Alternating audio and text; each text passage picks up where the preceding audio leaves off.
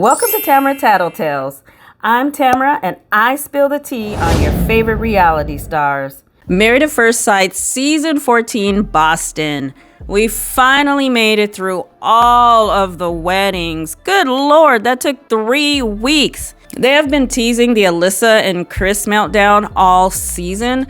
I see that she's getting the villain edit, and I may be wrong, but I'm not willing to take the bait just yet. She does come across as being very reserved, no crime in that, and she's not fake. Like, she's not gonna pretend to be someone she's not for the sake of this show. Her delivery can use some work. Warm it up a little bit, Alyssa. But she seems real to me so far. Let's walk through their wedding day. Miss Alyssa was like, I can even make purple flannel pajamas look good with her little off-the-shoulder action going on there. Go ahead, Alyssa. Keep it cute. Her makeup artist beat that face. Guys, I tell you, you gotta get toe up to get your glow up. She seemed really positive and optimistic, though, about getting married. She said, I hope he's tall, tan, with a scruffy beard. Well, 1 out of 3 ain't bad, right? She says, if I turn the corner and he has snaggle teeth, I'm gonna have to say, this was fun. Is there a dentist in the room? But then they had the nerve to have the camera get up all up under his chin to get an angle of his teeth as if to clown him and punk her like, ha, he's got snaggle teeth. Anyway, Chris was with his friends. They were trying to get him to admit to being nervous, and Chris loves his analogies. He said he's like a duck on water. His feet are going underneath, but on the inside there are nerves. Did you see his friend's tattoos? Okay, friend, I see you trying to hide your edgy side underneath your shorts. When Chris walked out to the altar, one of Alyssa's friends' faces was so expressive. I couldn't tell if he was happy for her, upset for her, disappointed that he didn't shoot his shot with her. But whatever was going on, it was written all over his face. So when it came time to walk down the aisle, Alyssa's reaction when she turned the corner was 1,000% better than what I expected. I thought she would stop and say, oh, hell no. But she looked like she was okay. I noted that she was standing kind of far away from Chris, like a dentist chair length away. But then I noticed she was standing on the paver and probably didn't want to stand on that patch of grass. I'm going to roll with that reason. When the officiant said that her family wants you to know that she's a straight shooter, you will always be able to tell when something is bothering her. Her face will say it all. Her face was screaming that she was very uncomfortable. As part of her vows, she said that she would jump out of a moving car to save a dog. I thought that was random because how was that a vow to him? Anyway, when it came to the kiss, Chris was a gentleman and he asked if it was okay. She didn't hesitate to say yes. I was kind of thinking she would cheek him. When they went to talk, there was a little lull in the conversation. So that's when Chris decided to pop his collar and tell her about disc golf and being the vice president of the New England Disc Golf Association. So when they were walking over to their photo shoot, he was telling her about being a real estate agent and the region he covers. It sounded a little bit like a job interview, but she was rolling with it. She said, okay, cool. Then in the confessional, she said, he looks like a real estate agent. I don't know what her stereotype of a real estate agent is, but that was pretty funny. During their photo shoot, the photographer was like, put your head on his shoulder. Alyssa said, no, I wouldn't do that. I'm not a super touchy-feely person either, so don't be coming up with all these intimate poses. Okay, she didn't say that part. Fair enough, though. If you wouldn't normally have wedding pictures like that, no need to do it for the show. It's definitely her delivery, though, that made that moment look uncomfortable. Then the photographer told Chris to twirl her in the street. Chris said, I don't think I've ever twirled anybody before. I'm like, come on now. You see this girl struggling with trying to walk without tripping over the dress, and now you want her to twirl in the street? You're doing too much. When it came time for the reception, Chris was on a Does She Like Me tour. Every time he talked to her people, he asked them if she likes him or if she said good things about him yet. If she's not being vocal about her thoughts, him going directly to her and asking what her impressions are so far is a fair question. In this scenario, it's expected to need some assurances, right? And that's also where your friends come in. You have them go over and do some recon with her people. Have them ask her friends what she thinks, then report back to you. See, that's how you do it. He did ask a good question, though. What to do if she's mad and having a bad day? Her mom was like, save yourself, get away from her, give her space, don't say anything, just let her rant and rave. I would be a little afraid of what's to come and log that in the red flag column, but he was like, okay, I can do that. Meanwhile, she's all bubbly and walks up to his friends. Hello.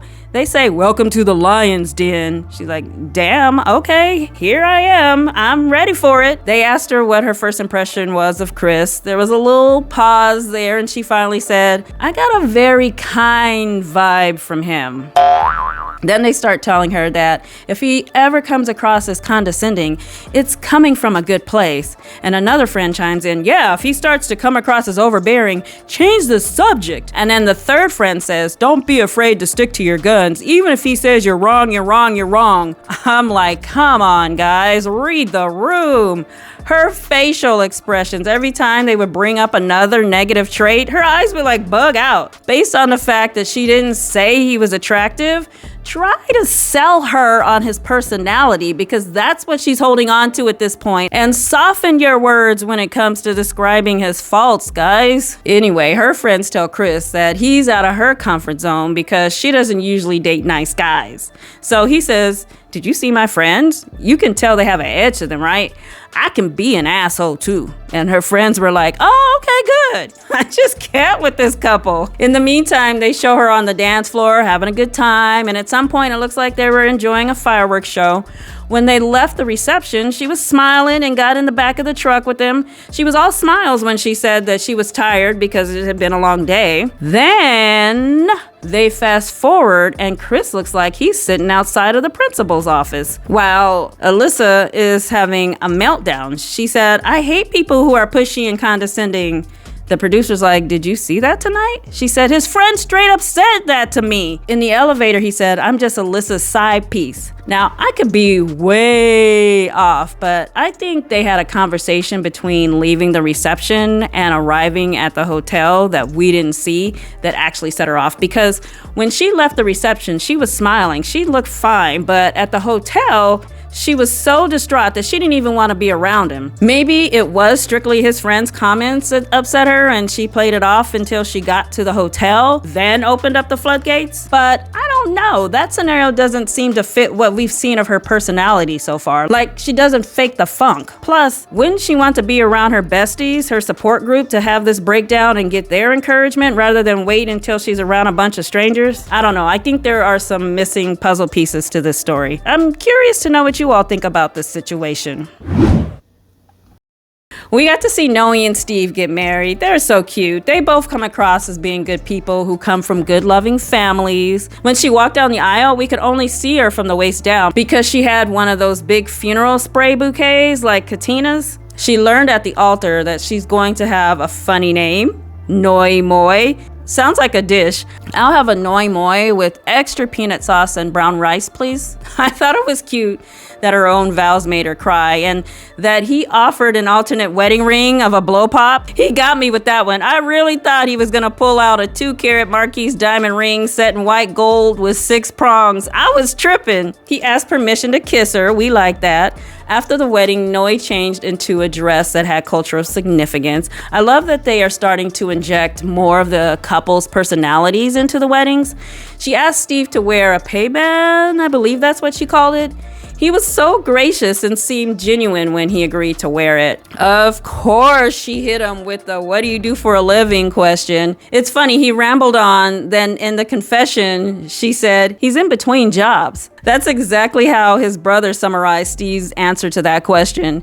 She said she was surprised, but it sounds like he will figure it out, and so she's not concerned. Okay, if she's not concerned, then I'm gonna leave it alone. If you like it, I love it. Speaking of loving it, she was tearing that salad up. She had an interesting technique. She like went under the fork to get that bite. Get it, girl. Eat your salad. So far, they're a cute couple, and I don't see any red flags with this couple getting along in terms of personalities, but don't hold me to that because we are only on day 1. Whew, that was the most I've ever talked about Steve and Noe. I'm trying to do better by them, but it's exhausting. We've seen 3 long weeks of this wedding. I'm tired of talking about it. Let's see them on day 2 already. Moving on. They had their photo shoot. They seemed the most comfortable of all the couples. He was picking her up. They were holding hands, kissing. Right now, O is super excited and being a gentleman. He said he told her to let him know if they're kissing too much, and she said, no, your lips are soft. That was really thoughtful of him to ask, though. He said, I feel like a new man and all my sins have been forgiven. I love his enthusiasm, but he might want to make sure she knows what his sins are before he starts running his little victory lap. So Olajuwon's friend Jeff, hey there, hey Jeff. He told Katina that she may have to explain something once or twice or 3 times before he understands it. Another one said, he's gonna push your limits, like challenge you to get the best out of you. And then the other one said, I think he's gonna try to mold you to be the lady he wants. What in the Hillary Duff is going on here? Did they put something in these people's drinks that makes them tell the brutal, honest truth? Good God, pump the brakes a little. It's their first day knowing these people. What is up with these friends and family? So Olajuwon goes over to talk to Katina's mama. She's struggling with pronouncing his name, then says, who came up with that? Come on, mama, you named your daughter Katrina without the R. Then he reveals to her that he has ADHD. Her mom is like, are you on medication? Katina, come get your mama. Don't leave with the medication question. Then he starts rambling on for too long about his intentions and his personality. But knowing that he has ADHD, I look at that scene with more compassion than how they try to portray it. So I'm not going to clown him about that. But then the mom points and says, oh, look, a rabbit. Olajuwon turns to look and she hops up to make her big escape. But honestly, I don't believe it really played out that way.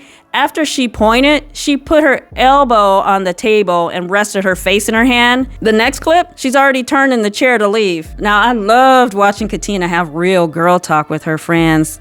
Katina said, I'm a wife now and my last name is Dickerson. The friends were like, speaking of Dickerson, he's got body, yaddy, yaddy, yaddy, yaddy, yaddy, yaddy. Katina said she's going to make him wait about a month for sex. And one of her friends was like, ah. Katina was like, that's okay because you're not my coochie and I'm not yours. Now, one roadblock this couple may have is in the area of sex because O was talking to his friend saying if his wife asked him to flip her upside down and tie her up, he's all in.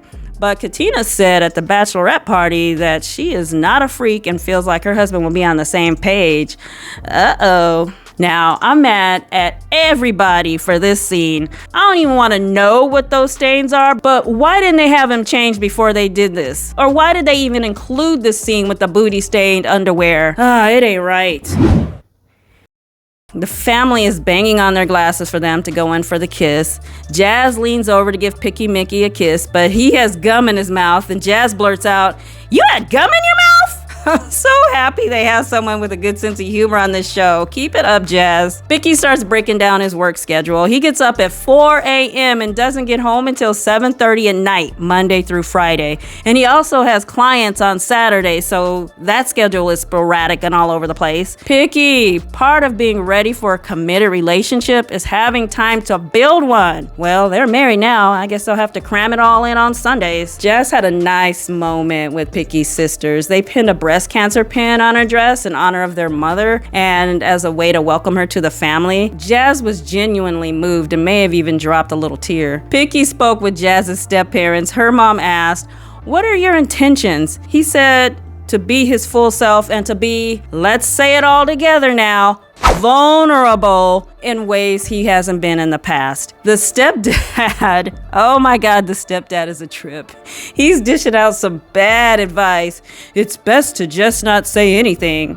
Picky says, is that the best advice you got for me? The dad says, yeah, because it could be a trick question and you don't know the answer. I'm like, stepdad, are you in trouble? Blink twice if you're in danger. Fortunately, her mom came to the rescue and cleaned it up. In the hotel room, Jazz was being silly. Then we see Picky on the confessional cam. Yeah, I've had issues in the past with being open and, say it with me, class, vulnerable. So I need a person who doesn't take herself serious all the time. I believe this couple has potential, but only if they don't hit a bump in the road and Picky reverts back to his old ways and starts picking her apart.